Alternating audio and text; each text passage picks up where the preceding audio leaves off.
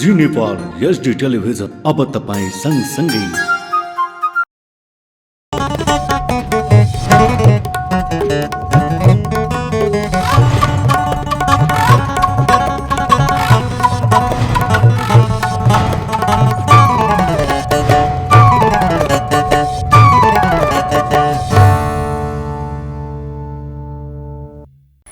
नमस्कार, जी नेपाल न्यूजमा यहाँहरूलाई स्वागत छ। म कविता चापागाई। सुरु गरौं प्रमुख समाचारका शीर्षकहरूबाट। बेपत्ता पारिएका व्यक्तिको छानबिन र सत्य निरूपण आयोग संसदमा पेश। दण्ड पीडितलाई प्राथमिकतामा राखेर कानून बनाउन सांसदहरूको सुझाव।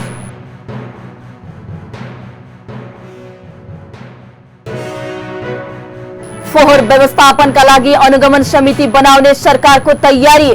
कांग्रेस महामन्त्री गगन थापालाई संयोजक बन्न प्रस्ताव।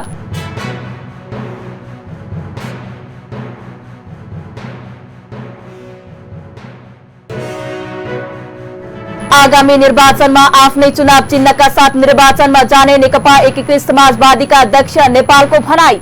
चुनाव अघि माओवादी केन्द्रसँग एकताको सम्भव नरहेको तर्क।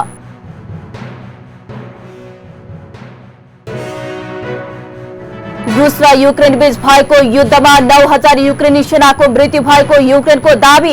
5500 भन्दा बढी सर्वसाधारणको मृत्यु।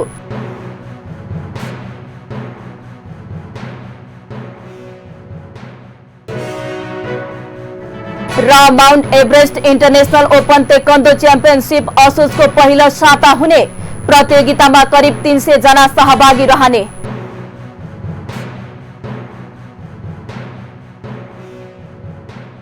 अब समाचार विस्तारमा। बेपत्ता पारिएका व्यक्तिको छानबिन, सत्य निरूपण तथा मेलमिलाप आयोग तेस्रो संशोधन विधेयक 2079 प्रतिनिधि सभामा प्रस्तुत गरिएको छ। मंगलबार बसेको बैठकमा कानून, न्याय तथा संसदीय मामिला मन्त्री गोविन्द प्रसाद शर्मा कोइरालाले उक्त विधेयक प्रस्तुत गर्नु भएको हो। विधेयक प्रस्तुत गर्दै कानून मन्त्री कोइरालाले माओवादीको सशस्त्र द्वन्द्वका क्रममा मारिएका परिवार र घाइतेलाई राहत प्रदान गर्नका साथै समाजमा मेलमिलाप कायम गर्न ल्याएको विधेयकलाई सरकारले अघि बढाउन लागेको जानकारी दिनुभयो। दण्ड पीडितलाई प्राथमिकतामा राखेर कानून बनाउन सांसदहरूको सुझावहरू प्राप्त भएकाले आवश्यक सुझावहरूलाई समावेश गरेर संशोधन गर्न विधेयक तयार गरिएको उहाँको भनाइ छ।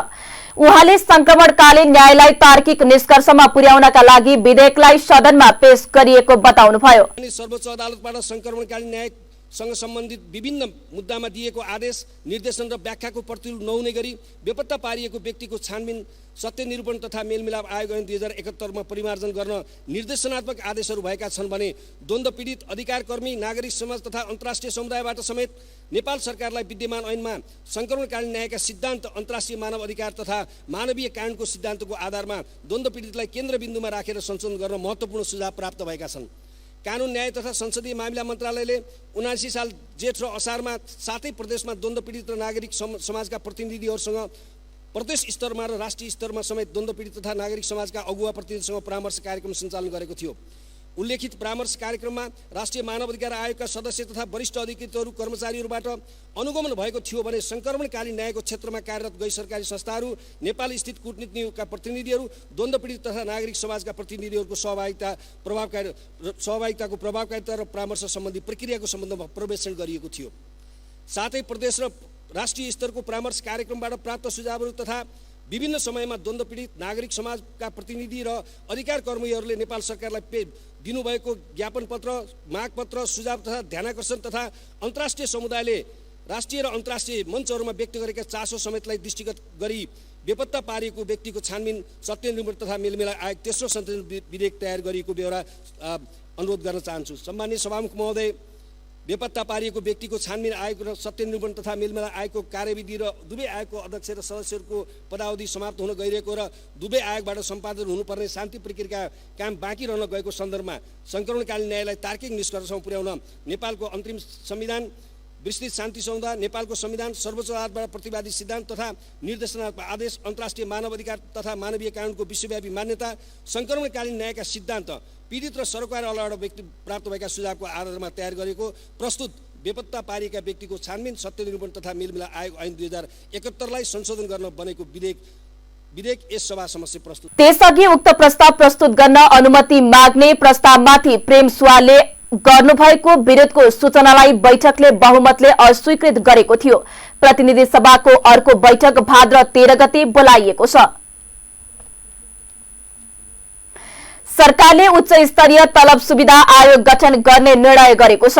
मन्त्री परिषदको निर्णय सार्वजनिक गर्न मंगलबार सिंहदरबारमा आयोजित पत्रकार सम्मेलनमा सरकारका प्रवक्ता ज्ञानेन्द्र बहादुर कार्कीले पूर्व मुख्य सचिव लीलामणि पौडेलको संयोजकत्वमा उच्च स्तरीय तलब सुविधा आयोग गठन गर्ने निर्णय गर्नुभएको हो। देशको आर्थिक अवस्था र खर्चको वहन गर्न सक्ने क्षमता समेतका आधारमा राष्ट्र सेवक कर्मचारी र श्रमिकहरूको न्यूनतम तलब भत्ता पारिश्रमिक एवं सुविधा पुनरावलोकन गरी सरकारलाई सिफारिश गर्न आयोग गठन गरिएको उहाँले बताउनुभयो।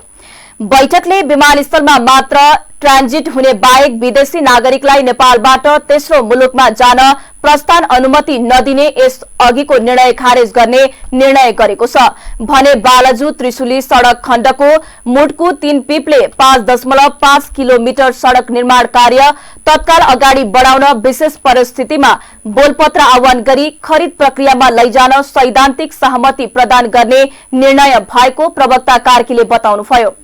त्यस्तै बैठकले फौजदारी कसूर दोस्रो संशोधन नियमावली स्वीकृत गर्ने विद्युतीय सुशासन आयोग आदेश स्वीकृत गर्ने र विदेश स्थित नेपाली नियोगको आर्थिक कार्यविधि स्वीकृत गर्ने निर्णय भएको उहाँले बताउनुभयो।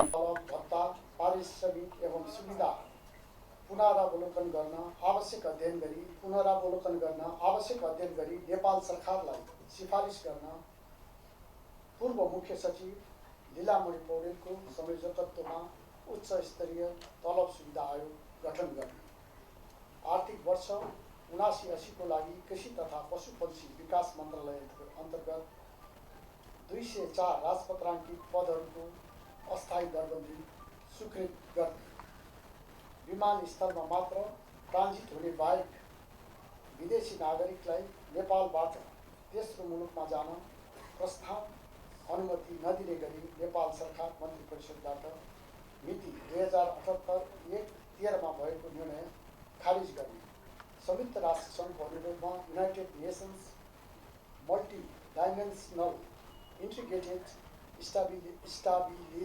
स्टेबलाइजेसन मिसन इन मालीमा सशस्त्र प्रहरी बल नेपालका 140 जना नफ्रीको फर्म पुलिस युनिट परिचालन गर्न स्वीकृति दिने, बेलायतमा मिति 2079 भदौ 22 देखि 24 सम्म अर्डेन्स सर्वे युके सरकारी निकायले आयोजना गर्ने the exposure program and knowledge sharing related to the airborne lidar project सम्बन्धी भ्रमण कार्यक्रममा सहभागी हुन सचिव रामप्रसाद थपलियालाई स्वीकृति दिए। बालाजु त्रिशुली सडक खण्डको मर्खु 3 पिपले 5.5 किलोमिटर सडक निर्माण कार्य तत्काल अगाडि बढाउन विशेष परिस्थितिमा बोलपत्र आह्वान गरी खरिद प्रक्रियामा लैजान सैद्धान्तिक सहमति प्रदान गर्ने,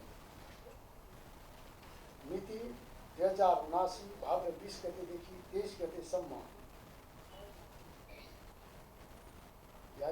डी वोस्टक रसियामा हुने second international tiger forum 7th eastern economic forum सम्बन्धी कार्यक्रममा वन तथा वातावरण मन्त्री श्री प्रदीप यादव र सचिव डा प्रेम नारायण कडेललाई सहभागी हुन स्वीकृति दिए। 2079 भाद्र 23 देखि 24 गतेसम्म आइभरी कोस्टमा आयोजना हुने ट्रान्सफर्मिङ लिटरेसी लर्निङ स्पेस सम्बन्धी कार्यक्रममा शिक्षा विज्ञान तथा प्रविधि मन्त्री देवेन्द्र पौडेलको नेतृत्वमा सचिव श्री रामकृष्ण सुवेदीलाई सहभागी हुन स्वीकृति दिए।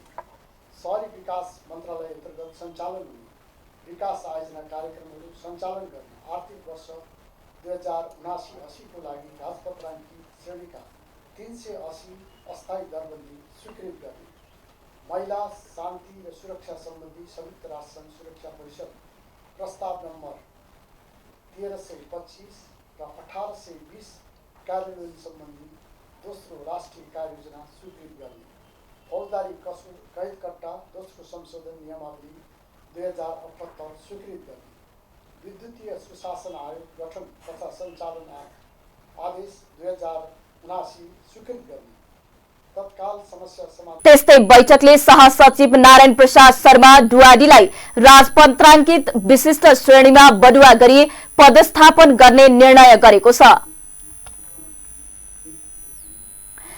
सरकारले काठमाडौँ उपत्यकाको फोहोर व्यवस्थापनलाई प्रभावकारी बनाउनका लागि अनुगमन समिति बनाउने तयारी गरेको छ। शहरी विकास मन्त्रालयले आयोजना गरेको बैठकमा शहरी विकास मन्त्री मेटमणि चौधरीले काठमाडौँको फोहोर व्यवस्थापन गर्न अनुगमन समिति बनाउने प्रस्ताव गरेका छन्। बन्चरे डाँडा ल्यान्डफिल साइडमा फोहोर व्यवस्थापन गर्न नियमित अनुगमन सम्झौता कार्यान्वयन लगायत विषयमा सरोकार जिल्लाका सांसदहरू सम्मिलित अनुगमन समिति बनाउनु पर्ने प्रस्ताव मन्त्रालयले गरेको छ। स्थानीय बासिन्दाले 3वटा जिल्ला प्रशासनसँग गरेको सहमति अनुसार 8 भदौमा म्याद सकिने भन्दै सम्झौता कार्यान्वयनको सुरुवात नभएको बताइरहँदा मन्त्रालयले उक्त क्षेत्रमा फेरि फोहोर फाल्न अवरोध हुन सक्ने तर्फ सचेत हुँदै अनुगमन समिति बनाउने बारेमा छलफल अघि बढाएको हो। ककनी गाउँपालिकाका अध्यक्ष सुमन तामाङका अनुसार काठमाडौँ महानगरपालिका, ललितपुर महानगरपालिका, धादिङको धुनीबेसी नगरपालिका र नुवाकोटको ककनी गाउँपालिकाका प्रतिनिधि सहित छलफलमा सहभागी भएका थिए। छलफलमा सहभागी एक प्रतिनिधिका अनुसार शहरी विकास मन्त्री मेटमणि चौधरीले काठमाडौँका सांसद समेत रहेका नेपाली कांग्रेसका महामन्त्री गगन थापालाई संयोजक बन्न प्रस्ताव गरेका थिए। ती प्रतिनिधिका अनुसार मन्त्री चौधरीको प्रस्तावलाई थापाले काठमाडौँ, धादिङ र नुवाकोटका सांसदहरूको भेलाबाट निर्णय हुनुपर्ने बताएका थिए। थापाले ती 3 जिल्लाका सांसदहरूको उपस्थिति बिना निर्णय लिन नहुने सुझाव दिएका थिए। मन्त्रालयले आयोजना गरेको बैठकले स्थानीय वासीसँगको सम्झौतामा थप छलफल गर्न सिफारिस गर्ने, अनुगमन तथा सहजीकरण समिति बनाउने र फोहोर मैला व्यवस्थापनमा उपलब्ध नयाँ प्रविधि सम्बन्धी अध्ययन गर्न मन्त्रालयका सहसचिवको संयोजकत्वमा समिति गठन गर्ने निर्णय समेत गरेको छ। नेकपा एकीकृत समाजवादीका केन्द्रीय सदस्य एवं सांसद कृष्ण कुमार श्रेष्ठले गठबन्धन दलबीचको सहमतिमै तनहुँ क्षेत्र नम्बर 1 मा उम्मेद्वार तय हुने बताएका छन्। तनहुँमा संचारकर्मीहरूसँगको कुराकानी गर्दै उनले तनहुँ 1 मा उम्मेद्वारीका विषय धेरै चर्चा भएकाले सहमतिमै गठबन्धनबाट उम्मेद्वारी तय गर्ने बताएका हुन्। 2074 सालको निर्वाचनमा सो क्षेत्रबाट कांग्रेसका वरिष्ठ नेता रामचन्द्र पौडेललाई पराजित गरेर श्रेष्ठ विजयी भएका थिए। अहिले पौडेल र श्रेष्ठ दुवै सत्ता गठबन्धनमा छन्। यसअघि नेता पौडेलले पनि तनहुँ 1 बाट आफू चुनाव लड्ने बताइसकेका छन्। दुई नेताहरूको आकांक्षीले गठबन्धनमा भागबण्डा मिलाउन सकस परिरहेको छ। 2074 मा वाम गठबन्धनको तर्फबाट श्रेष्ठले 34,492 मत ल्याउँदा पौडेलले 27,690 मत मात्र ल्याएका थिए।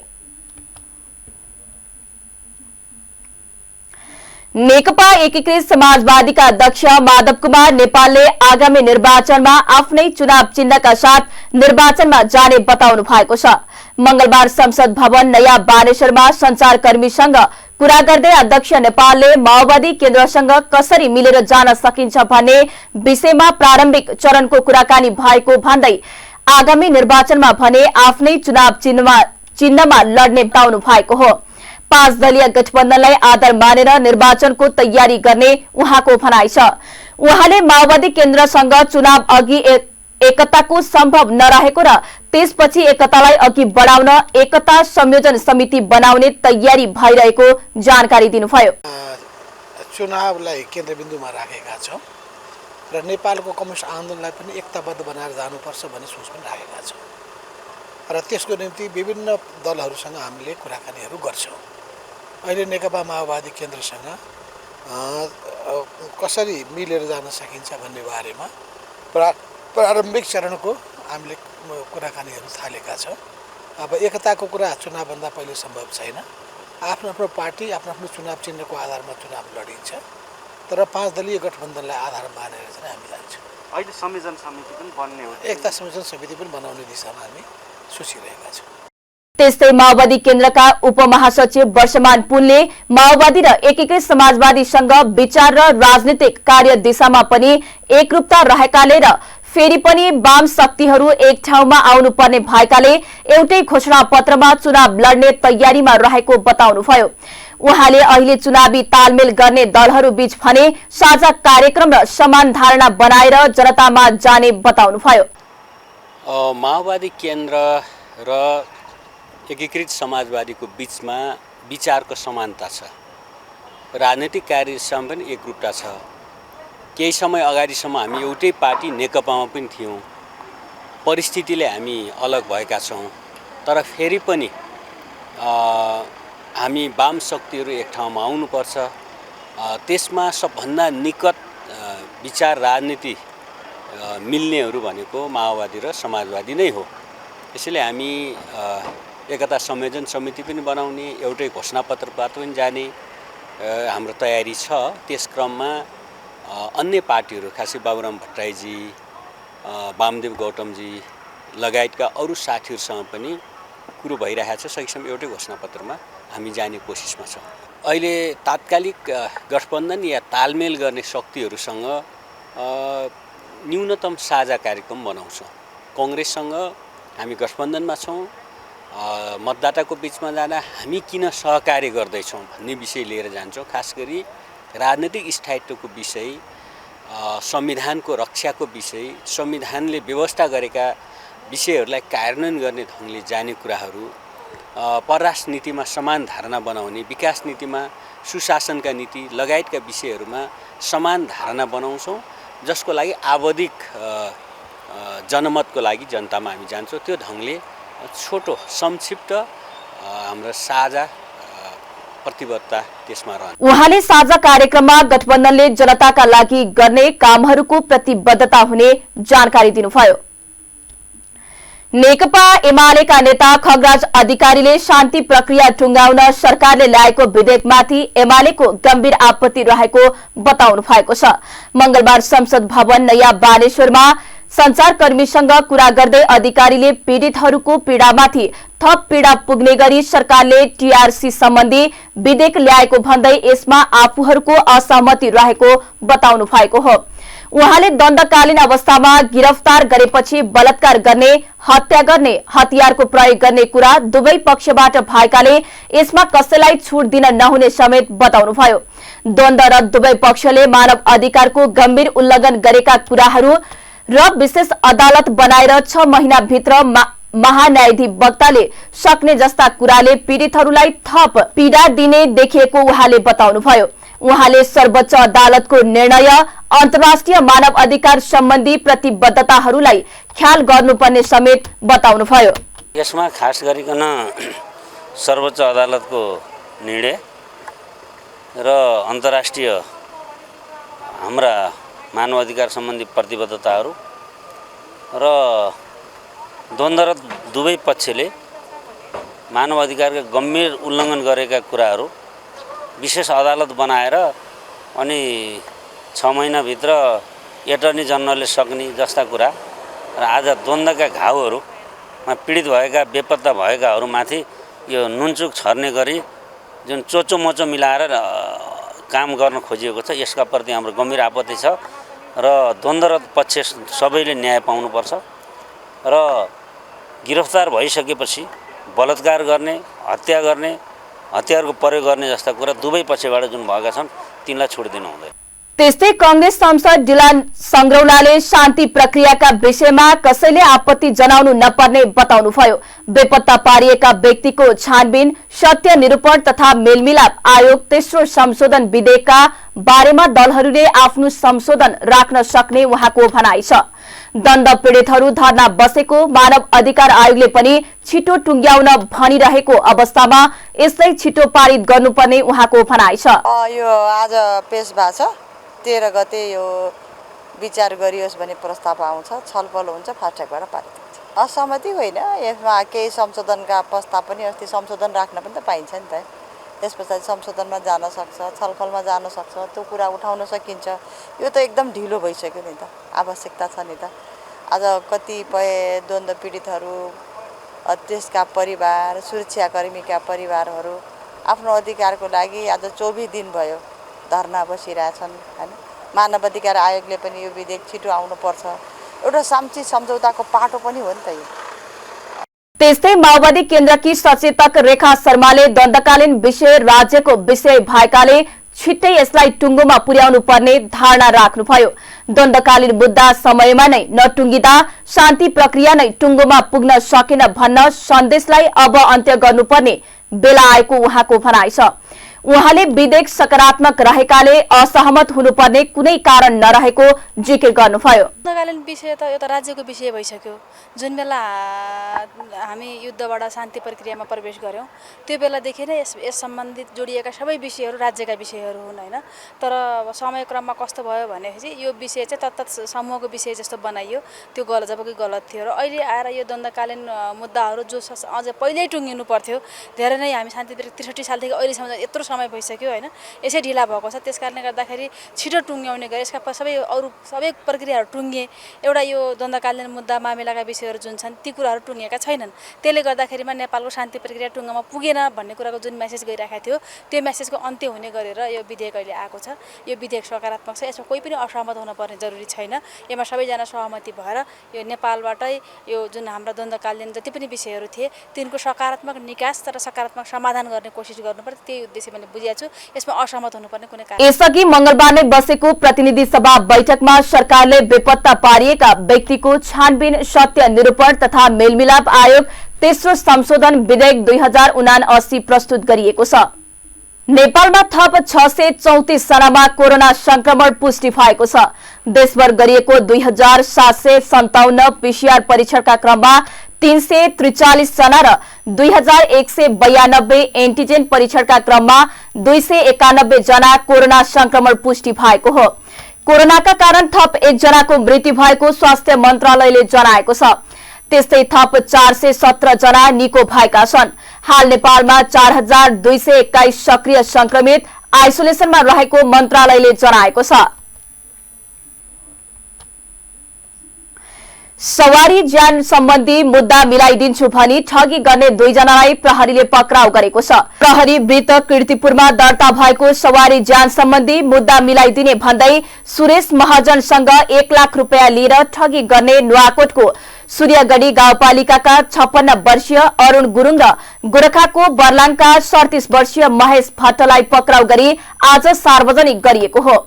जिल्ला प्रहरी परिषद काठमाडौँका प्रवक्ता प्रहरी उपरीक्षक दिनेशराज मैलालीका अनुसार सवारी ज्यान सम्बन्धी मुद्दा मिलाइदिने भन्दै 3 लाख रुपियाँ माग गरेकोमा 1 लाख रुपियाँ रकम लिएर ठगी गरेकाले उनीहरूलाई पक्राउ गरिएको हो। रकम ठगी भएसँगै महर्जनले भदौ 5 गते प्रहरी वृत्त कीर्तिपुरमा निवेदन दिएका थिए। प्रहरीले पक्राउ परेकासँग 1 लाख नगद र मोबाइल 3 थान बरामद गरेको छ। पक्राउ परेका माथि प्रहरीले मुलुकी अपराध संहिता ऐन 2074 को परिच्छेद 21 को 449 बमोजिम ठगी गर्न नहुने कसुरमा काठमाडौँ जिल्ला अदालतबाट 5 दिनको म्याद थप गरी अनुसन्धान गरिरहेको छ। सप्तरीमा तस्करी गरी ल्याएको सामान नियन्त्रणमा लिन खोज्दा प्रहरी तस्कर समूहसहित झडप भएको छ। झडपलाई नियन्त्रणमा लिने क्रममा प्रहरीले 3 राउन्ड हवाई फायर गरेका छन्। जिल्लाको बलान बिहुल गाउँपालिका 4 बेलहीमा मंगलबार दिउँसो भारतबाट ल्याएको सामान प्रहरीले नियन्त्रणमा लिन खोजेको थियो। सप्तरीका प्रहरी प्रवक्ता डीएसपी माधव प्रसाद काफ्लेले तस्करी गरी ल्याएको सामान नियन्त्रणमा लिन गएको प्रहरी विरुद्ध तस्करको समूहले आक्रमण गरेपछि प्रहरीले हवाई फायर गरेको बताउनुभयो। तस्करहरूले गरेको ढुङ्गा प्रहारबाट 3 जना प्रहरी पनि घाइते भएको उहाँले बताउनुभयो। घटनास्थलमा नेपाल प्रहरी र सशस्त्र प्रहरी परिचालन गरिएको छ। भारतबाट सामान तस्करी गरेर एक घरमा राखिएको सूचना आएपछि प्रहरीको टोली पुगेको थियो। ती घरको खन्तलासी गर्न नदिएर प्रहरीमाथि नै ढुङ्गा प्रहार गर्दा प्रहरीले हवाई फायर गरेको काफ्लेले बताउनुभयो। अहिले सुरक्षाकर्मी ती सामान नियन्त्रणमा लिएको र यस सम्बन्धमा अन्य अनुसन्धान भइरहेको प्रहरीले जनाएको छ। अब अर्थ समाचार। 2 दिनसम्म लगातार घटेको शेयर बजार आज मंगलबार भने सामान्य बढेको छ। शेयर बजार परिसूचक नेप्से आज 1.85 अंकले बढेर 2054.98 बिन्दुमा पुगेको छ। आज बैंक, व्यापार, जलविद्युत उत्पादन, जीवन बीमा र लगानी समूहको शेयर सामान्य बढेको छ। अरू समूहको शेयर भने सामान्य घटेको छ। यस्तै 222वटा कम्पनीको 40,31,000 किता शेयर 1,33,35,00,000 रुपैयाँमा कारोबार भएको छ। सबैभन्दा धेरै हिमाल दोलखा हाइड्रो पावर कम्पनीको 14,21,00,000 रुपैयाँको शेयर किनबेच भएको थियो। आज Ruru hydro power, Mandakini hydro र अपर हुवाखोला जलविद्युत कम्पनीको शेयर 1% बढेको छ। सिद्धार्थ इक्विटी फण्डको शेयर झण्डै 7% तथा Everest bank, citizen mutual fund 1 र लक्ष्मी इक्विटी फण्डको शेयर 5% भन्दा धेरैले घटेको छ। नेपाल यातायात व्यवसाय राष्ट्रिय महासंघले चाडपर्वको समयमा पेट्रोलियम पदार्थको मूल्य समायोजन गरी जनतालाई राहत दिन माग गरेको छ। महासंघका महासचिव टेकनाथ गौतमले आज विज्ञप्ति जारी गरी अन्तर्राष्ट्रिय बजारमा पेट्रोलियम पदार्थको मूल्य घटेको भन्दै नेपाली बजारमा पेट्रोलियम पदार्थको मूल्य घटाएर चाडपर्वको समयमा जनतालाई राहत दिन माग गर्नु भएको हो। भारतबाट नेपालमा आयात हुने पेट्रोलियम पदार्थको मूल्यमा 3 पटक रकम घटेको छ।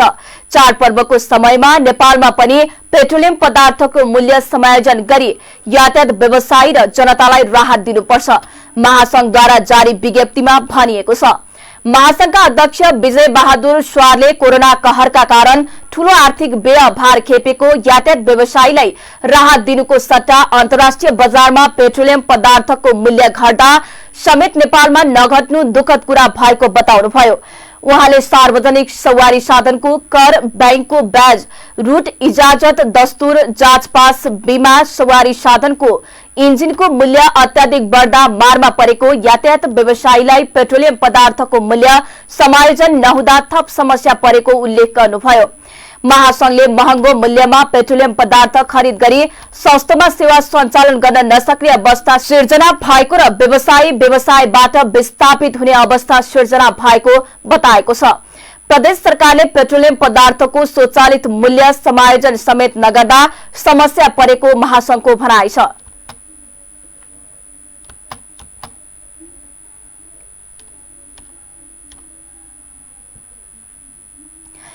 अब अन्तर्राष्ट्रिय समाचार। रूस र युक्रेन बीच भएको युद्धमा हालसम्म 9,000 युक्रेनी सेनाको मृत्यु भएको युक्रेनले जनाएको छ। युक्रेनी सेनाका commander in chief general Valery जालुजीले युक्रेनका 9,000 सैनिकको मृत्यु भएको घोषणा गरेका हुन्। उनले मृत्यु हुने सैनिकका टुहुरा छोराछोरीको हेरचाह अति आवश्यक भएको बताएका छन्। रूसले भने युद्धको पहिलो महिना 1351 रूसी सेनाको मृत्यु भएको बताएको छ। रूसले थप विवरण सार्वजनिक भने गरेको छैन।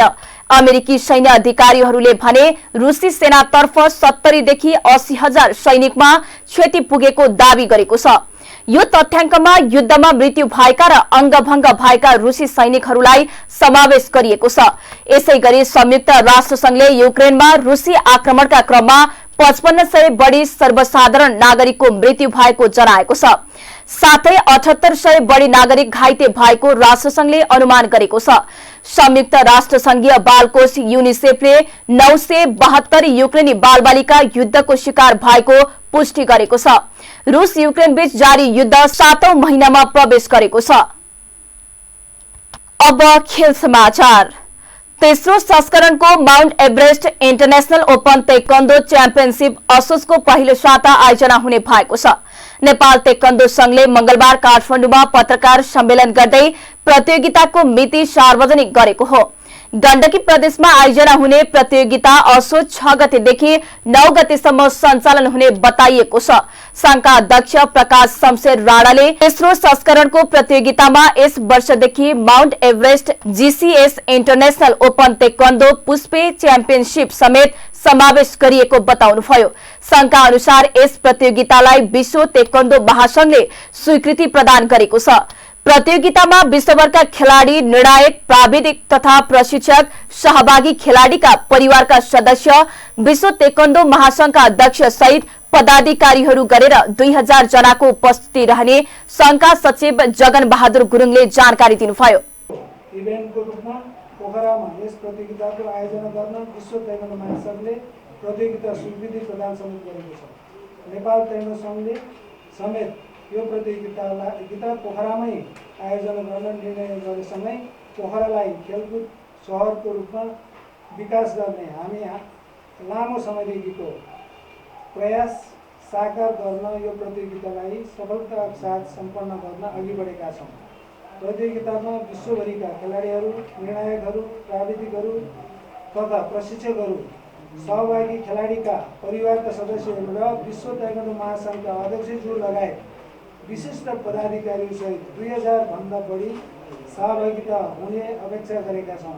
यसका साथै आयोजक, स्वयंसेवक र प्राविधिकका रूपमा करिब 300 जना सहभागी हुनेछन्।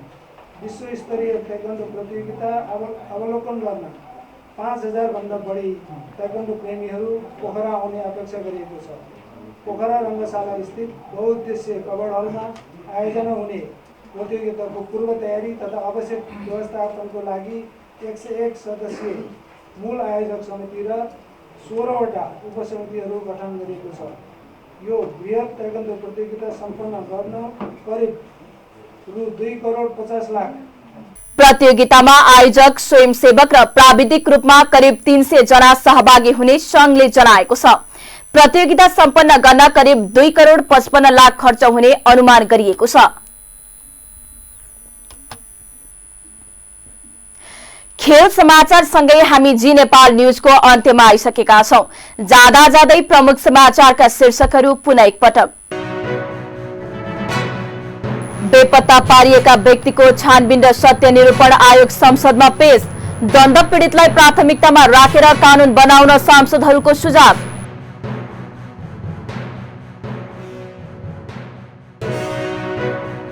फोहोर व्यवस्थापनका लागि अनुगमन समिति बनाउने सरकारको तयारी। कांग्रेस महामन्त्री गगन थापालाई संयोजक बन्न प्रस्ताव।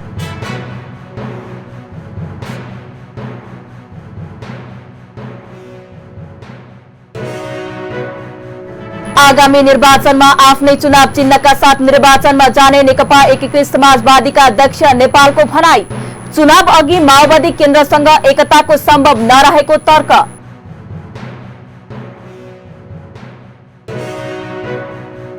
रूस र युक्रेन बीच भएको युद्धमा 9000 युक्रेनी सेनाको मृत्यु भएको युक्रेनको दावी। 5500 भन्दा बढी सर्वसाधारणको मृत्यु।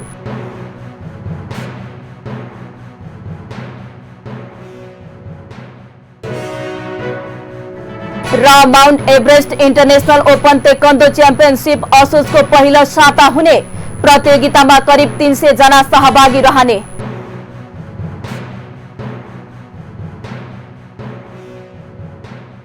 प्रमुख समाचारका शीर्षकसँगै अहिलेका लागि जी नेपाल न्यूज सकियो। ताजा समाचार र मनोरञ्जनका लागि जी नेपाल एचडी टेलिभिजन हेर्दै गर्नुहोला। हवस् त, नमस्कार।